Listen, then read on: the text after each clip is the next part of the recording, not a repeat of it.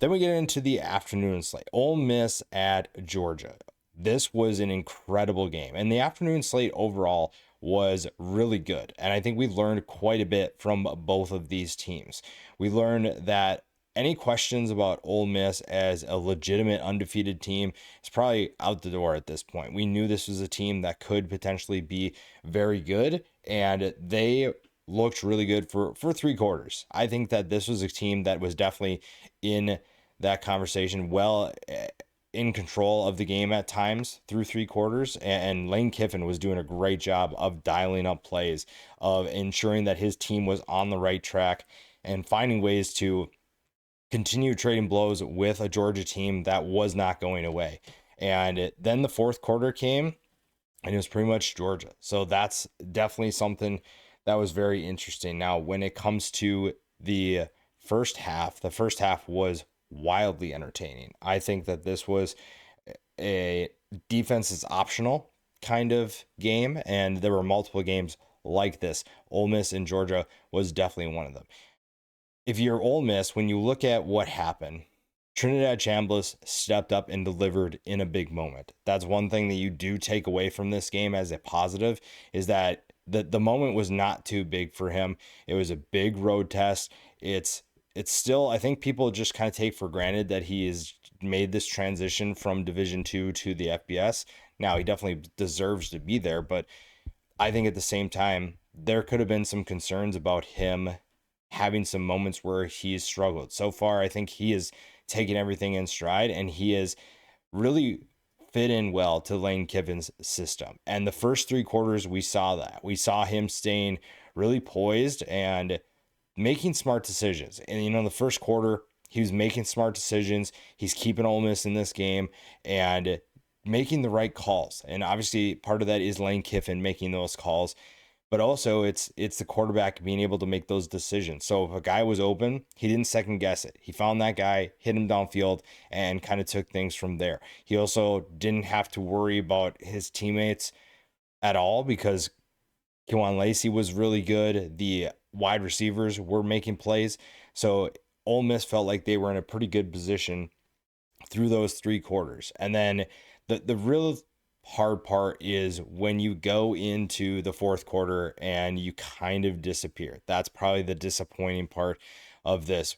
Georgia, I would say that Georgia took control of it more so than Ole Miss was struggling. It was clear that Georgia had a better energy, and that's how they essentially pull away in that fourth quarter. But again, even with 4:12 left in the third quarter, Ole Miss was hanging in there. Chambliss was making smart decisions.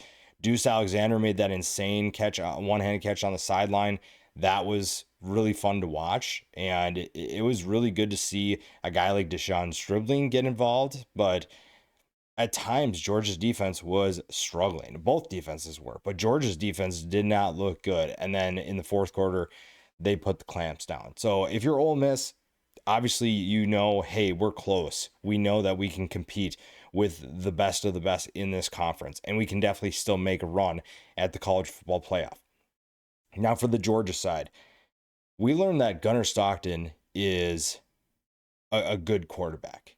And I think that there are some concerns about his natural abilities, and that's understandable. When you watch him play, it's clear that he's not the most naturally talented quarterback. However, we saw arguably his best game of his career. He was making smart decisions. He was distributing the football on time for the most part. Now, there were some parts where he had a play where he had 2 guys open. Could have picked the post, could have picked the wheel route, and he didn't. So there's definitely still some hesitancy in his game. There are some decisions that aren't the best for the team in terms of raising your ceiling. So that's one thing to keep an eye on for Georgia. That's one thing we learned, is that Gunnar Stockton can be a good quarterback for this team. And Mike Bobo deserves a lot of credit too. Giving his quarterback opportunities to make plays was the best thing for Stockton. And it wasn't like, hey, we're going to ask you to throw the ball deep a bunch of times.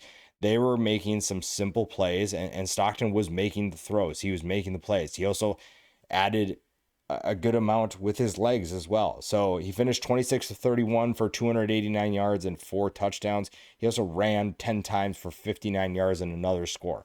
He was as good as Georgia needed him to be. Now, maybe he's found a new target in Lawson Lucky, who had 3 touchdowns today. That was a good emergence for this team. And you saw Georgia using multiple tight ends. The fact that Lucky was able to have those 3 touchdowns spoke to kind of how he was playing in this game. Now you're going to need that because Colby Young is out for the foreseeable future. That's going to be a tough loss because he was playing really well early on. Zachariah Branch made some plays. So we're reminded in a way that Georgia has the talent to be an extremely dangerous team and one of the best, if not the best, in college football. And I think the hard part with Georgia, if you're a Georgia fan, is that this team has not played its best football. This team still has things that they can do better. There are things that they can do at a high level. And we saw some of the stuff today because this offense was really good today. The defense, not so much. Now, the fourth quarter, both of them kind of figured it out. But if they can play how they played in the fourth quarter for an entire game, they're going to be unstoppable. That's probably the biggest thing you take away from this game is that Georgia has not played its best football yet. And the fact that they only have one loss speaks to how good this team could potentially be should they put that all together. But Georgia finds a way to win. You learn quite a bit about this team. You also see the potential of this team as well. And for Ole Miss, I think it's still promising. There's still positives to take away from it. Even though you didn't win, there are still things that are good.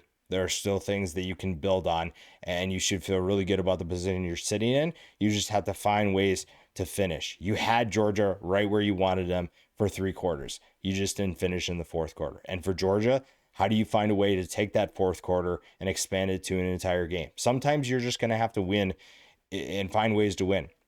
Today was one of those examples. It got to the fourth quarter. You needed to find a way to win, and they did. So how do you do that for 4 quarters to make it so that you don't have to find a way to win? You know that you can, but how do you do it where you don't have to do that as much?